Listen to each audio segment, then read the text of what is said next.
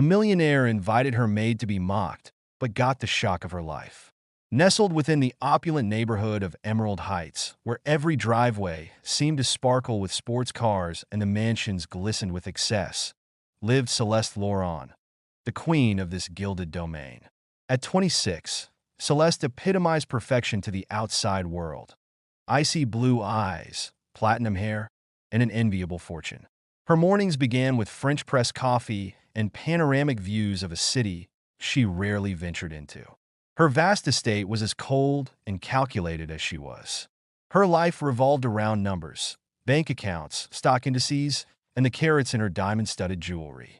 Trust was a game to Celeste, measured in power plays and manipulation. On this particularly hot afternoon, Celeste stood by the grand window of her bedroom, the sunlight outlining her figure in her custom emerald green silk gown. She sipped aged wine as her gaze landed on Maya, her maid, toiling in the garden below. Maya, at 32, was everything Celeste despised, kind, genuine, and breathtakingly beautiful in her simplicity. Maya's calloused hands meticulously trimmed the rose bushes, her sweat glistening under the sun.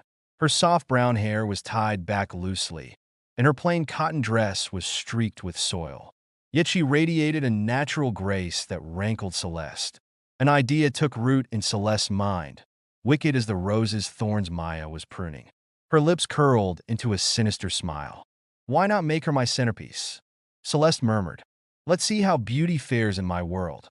The thought of Maya awkwardly standing among Emerald Heights elites at her upcoming birthday gala made Celeste's blood sing with anticipation. It wasn't enough to rule the social scene. She had to be remembered as the architect of the year's most talked-about scandal. The next day, Celeste descended the grand staircase of her mansion, her designer heels clicking sharply against the marble floor. She found Maya in the foyer, dusting a crystal chandelier. Maya turned, startled but smiling warmly. "Good morning, Miss Laurent," Maya said. Celeste tilted her head, feigning warmth. "Good morning, Maya. I must say, your dedication never ceases to amaze me." Maya flushed and used the compliments. "Thank you, ma'am. I just do my job." "That's precisely why I want to reward you," Celeste said smoothly. "You know about my birthday gala, don't you?" Maya blinked. "I've heard of it, miss, but it's not really my place." "Nonsense," Celeste interrupted. "You've earned this. I insist you attend as my guest of honor." Maya hesitated.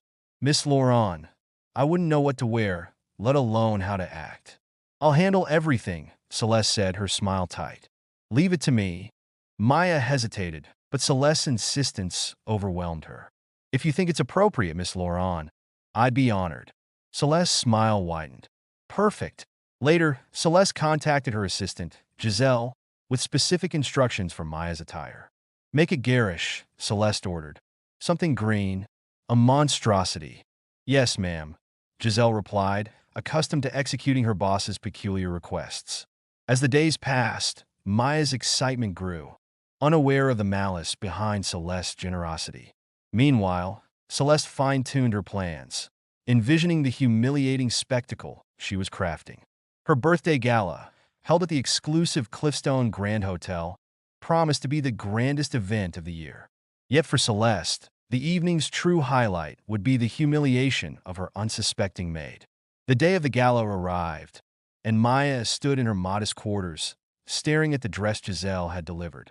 It was a bright green monstrosity, complete with a ballooning skirt and mismatched embellishments. Maya hesitated. "It's different," she said aloud, though she felt uneasy. Giselle appeared at the doorway. "Miss Laurent chose it herself," she said curtly. "It's unique like you."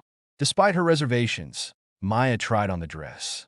The fabric swamped her petite frame, and the puff sleeves exaggerated her silhouette. Yet, looking in the mirror, Maya reminded herself of the opportunity Celeste had given her.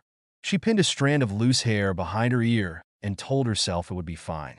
Celeste entered moments later, dressed in a sleek white gown adorned with emerald accents. Her eyes glinted with satisfaction at the sight of Maya. "You look unforgettable," she said with a smirk. "Thank you, Miss Laurent," Maya replied earnestly, though her unease grew. As they drove to the gala in Celeste's Rolls-Royce, Maya's palms sweated. Celeste, however, relished the anticipation of the evening. Upon their arrival, the red carpet stretched out before them, cameras flashing wildly. Celeste stepped out first, commanding attention. Then, with deliberate theatrics, she turned and extended her hand to Maya. The moment Maya emerged, a ripple of astonished laughter spread through the crowd. Maya, blinded by the camera flashes, stumbled slightly. Celeste steadied her with a hand on her back, but her expression betrayed her glee. This, Celeste thought, will be a night to remember. The grand ballroom of Cliffstone Grand Hotel shimmered with opulence. Golden chandeliers cast a warm glow over the crowd of Emerald Heights elite. Designer gowns sparkled, and the hum of polite conversation filled the air. Celeste guided Maya through the crowd, her smile radiant as curious eyes followed them. "Ladies and gentlemen," Celeste announced with a dramatic flair, drawing the room's attention, "I'd like to introduce my special guest for the evening, Maya Carter."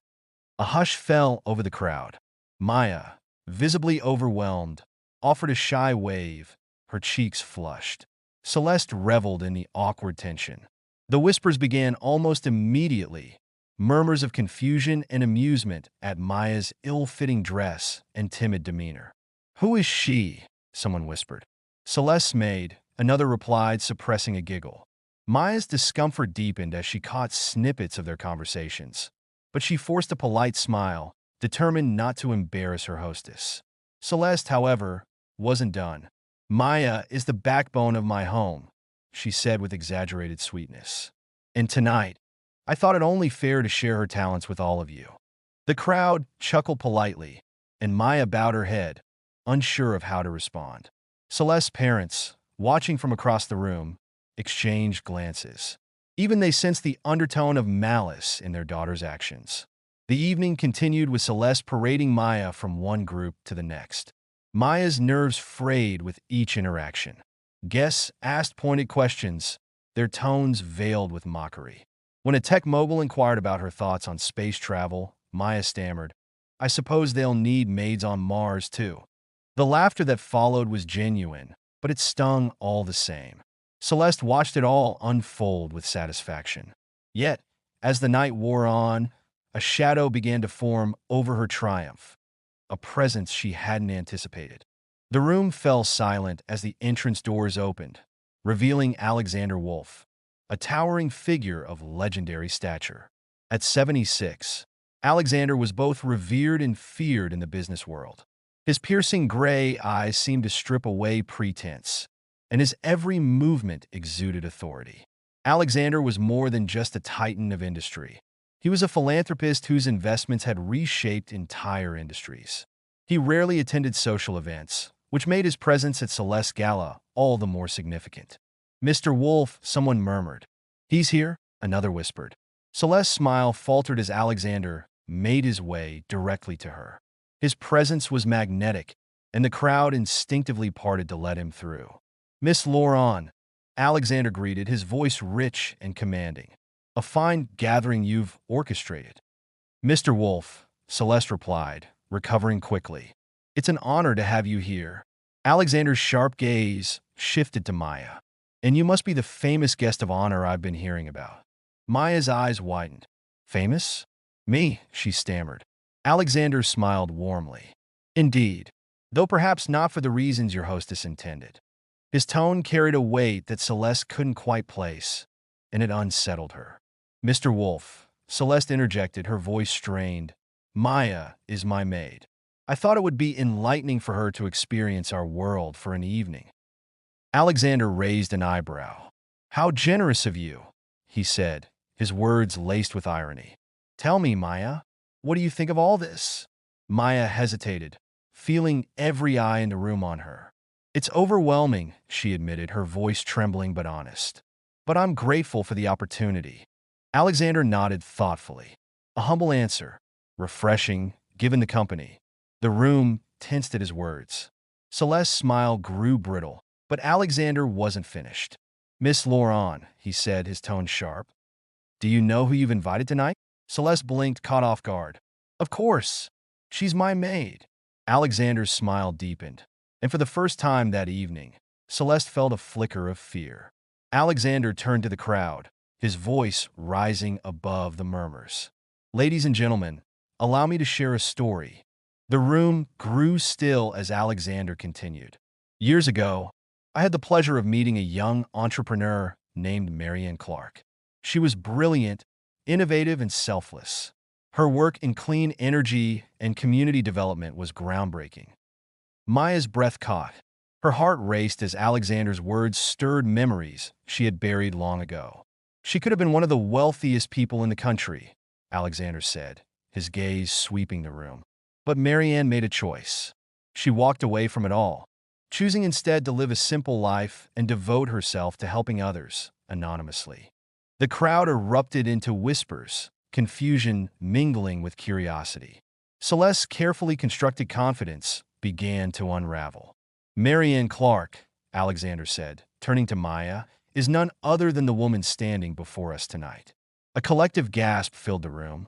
All eyes turned to Maya, who stood frozen, her face pale but resolute. Celeste's mouth opened, but no words came.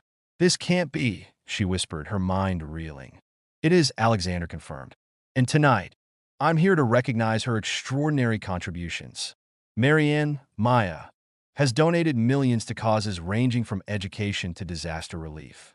She is the unknown angel whose generosity has inspired countless lives."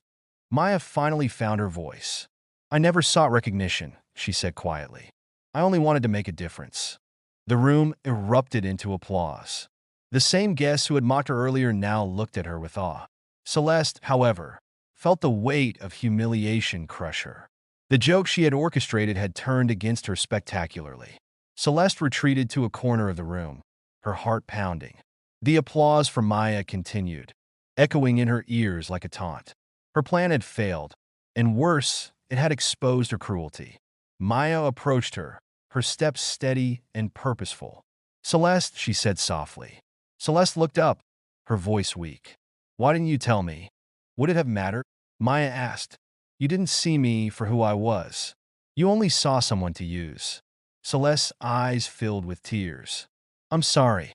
I didn't realize." Maya's expression softened. "Perhaps this is an opportunity for you two to change." The words pierced Celeste's defenses.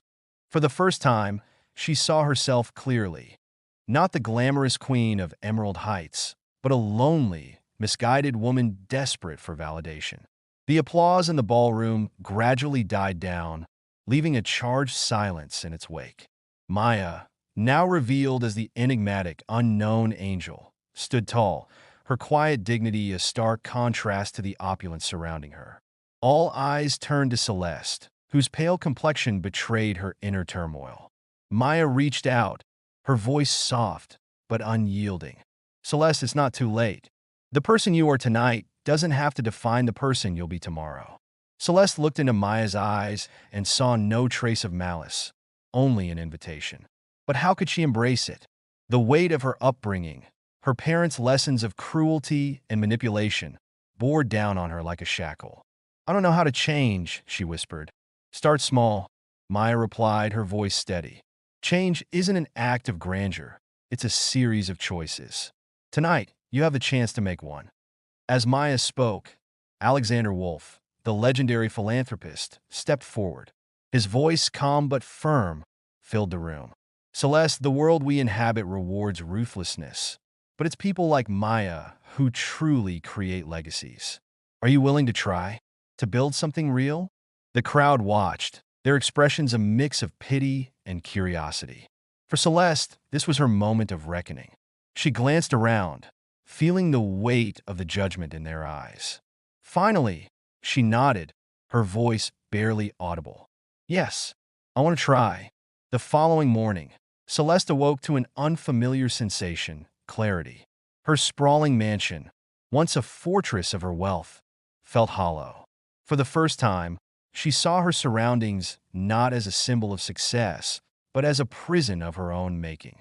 As promised, Maya arrived early. She wore simple, practical clothes, her hands already marked by the morning's labor. Celeste met her at the door, her pristine white blouse and slacks a deliberate effort to match Maya's simplicity. Ready to get started? Maya asked, her tone light but purposeful. Celeste hesitated, glancing at her manicured hands. I don't even know where to begin. Maya smiled. We'll start with something simple, cleaning the living room.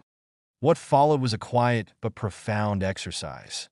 As Maya guided Celeste through dusting, organizing, and vacuuming, she spoke of her past, not to boast, but to share the journey that had shaped her. After my parents died, I inherited their company, Maya said, her voice tinged with sadness. At first, I wanted to honor their memory by growing the business. But the corporate world consumed me.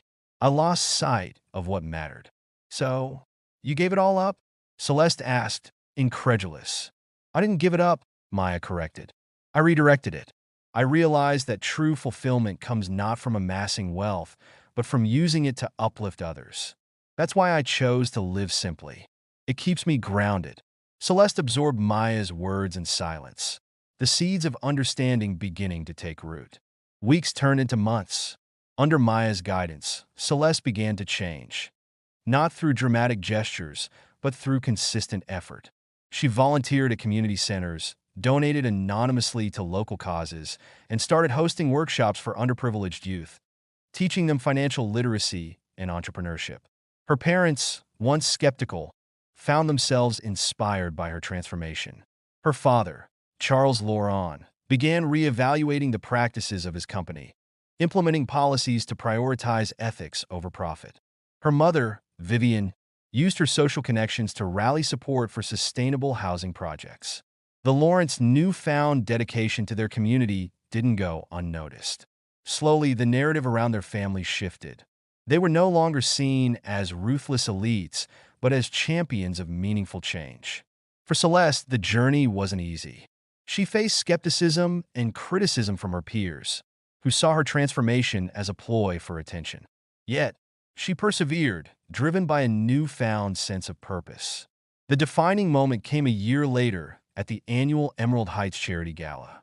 Celeste stood on stage, addressing the crowd that once idolized her for all the wrong reasons. I used to believe that wealth defined worth, she began, her voice steady.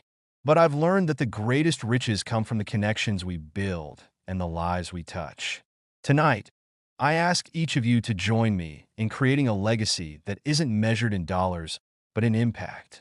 The applause that followed was genuine, a stark contrast to the hollow praise she once sought. Among the crowd, Maya smiled, her expression one of quiet pride. Years later, the story of Maya Carter, the unknown angel, and Celeste Laurent, the reformed heiress, became a source of inspiration far beyond Emerald Heights. Together, they co-founded the Phoenix Foundation, dedicated to empowering underserved communities through education, sustainable development, and mentorship programs. The mansion that once symbolized Celeste's isolation was transformed into a community center, its opulent halls filled with laughter, learning, and hope. As Celeste looked out at the bustling activity one afternoon, Maya joined her. "Do you ever miss the old life?" Maya asked. Celeste shook her head, a serene smile gracing her lips. "Not for a second. This is what living feels like." The two women stood in silence, their bond unspoken but unbreakable. Together, they had proven that even the deepest flaws could be redeemed, and that true wealth lay in the ability to change lives. Thank you so much for watching this incredible story of transformation, humility, and redemption. We hope it inspired you to reflect on the true meaning of kindness and the power of change. If you enjoyed this journey with us, don't forget to like, share, and subscribe to our channel for more heartwarming and thought-provoking stories. Your support helps us continue to create content that resonates with you. See you in the next video. And remember, true wealth is measured by the impact you leave on others.